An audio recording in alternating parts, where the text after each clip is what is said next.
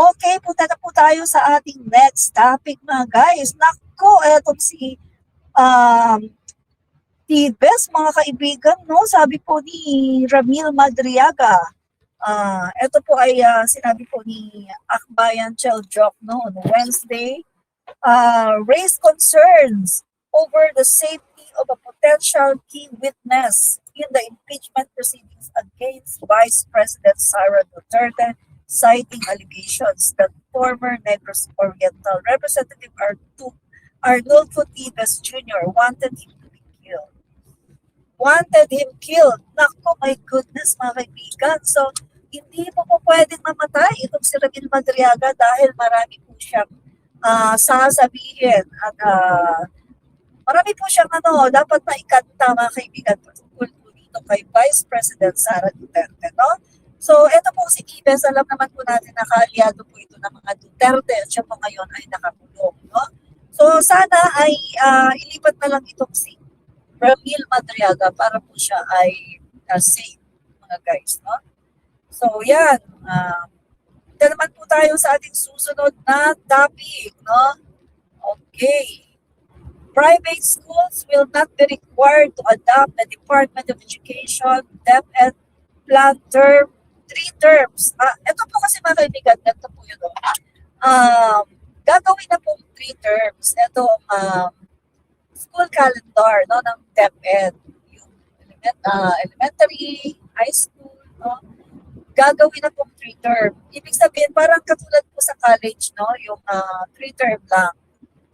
Pero sabi ko nga po sa mga nakaraan kong live, para sa akin, no, bilang dati pong teacher, ay maganda po ito kasi less trabaho po ito eh. Bawas po ito sa trabaho ng mga guro. Kasi nga po, unlike po kapag fourth grading, no, first, second, third, fourth grading, medyo matrabaho po yun guys, no? Katulad ko, no, nung ako'y nagtuturo sa private school.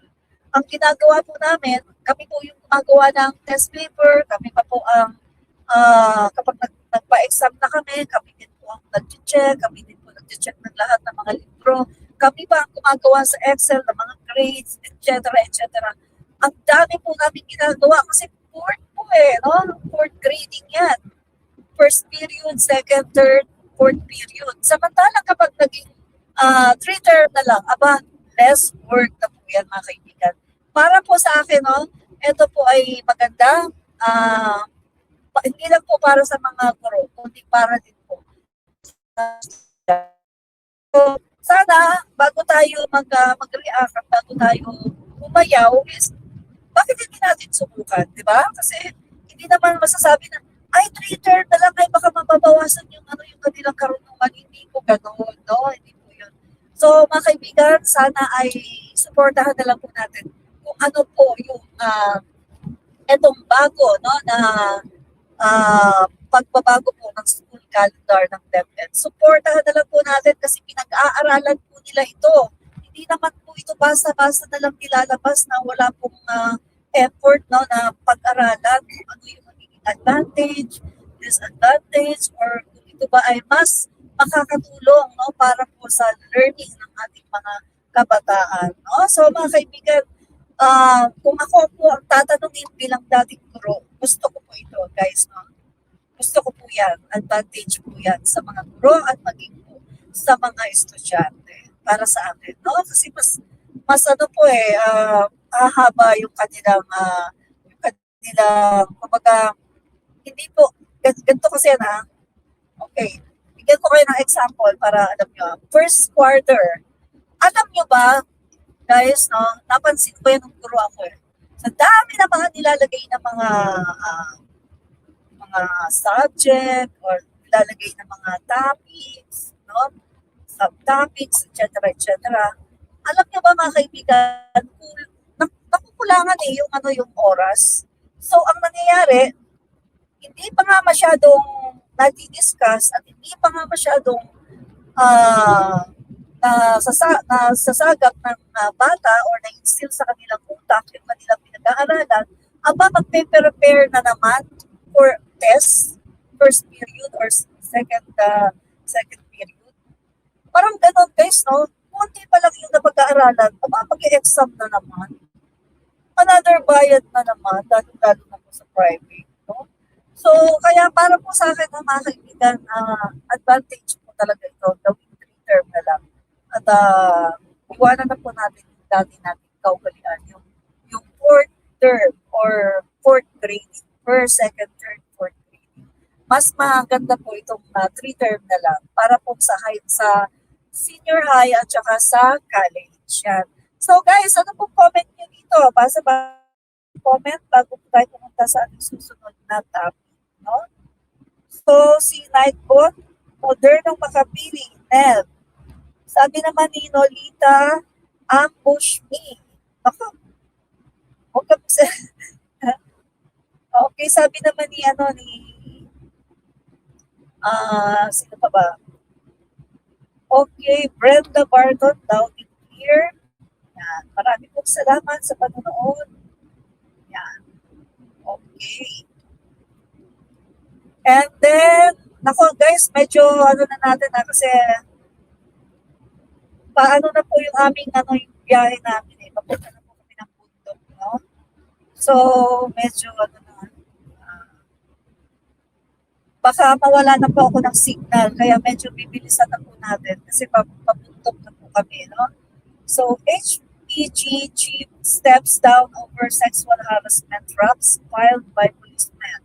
The chief of the Philippine National Police Highway Patrol Group is facing administrative complaints before the National Police Commission after a policeman accused the top officer of sexual harassment and abuse of authority.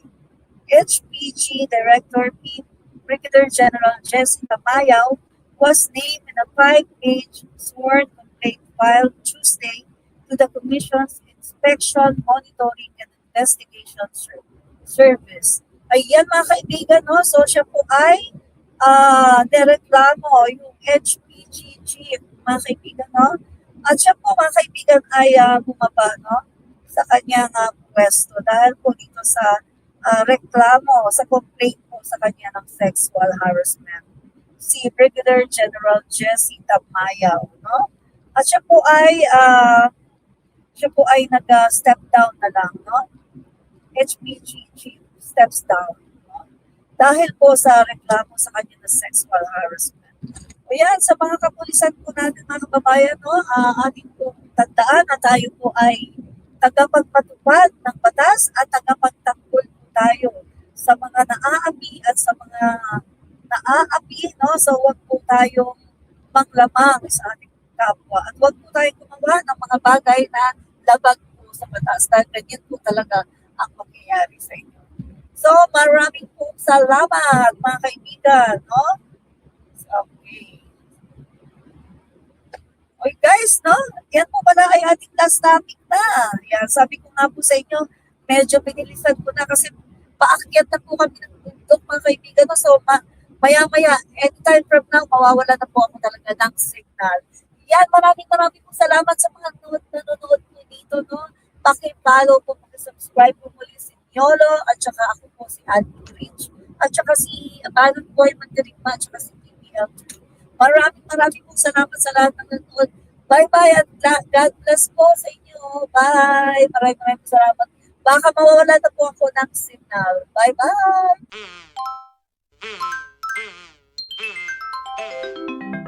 Kakulango.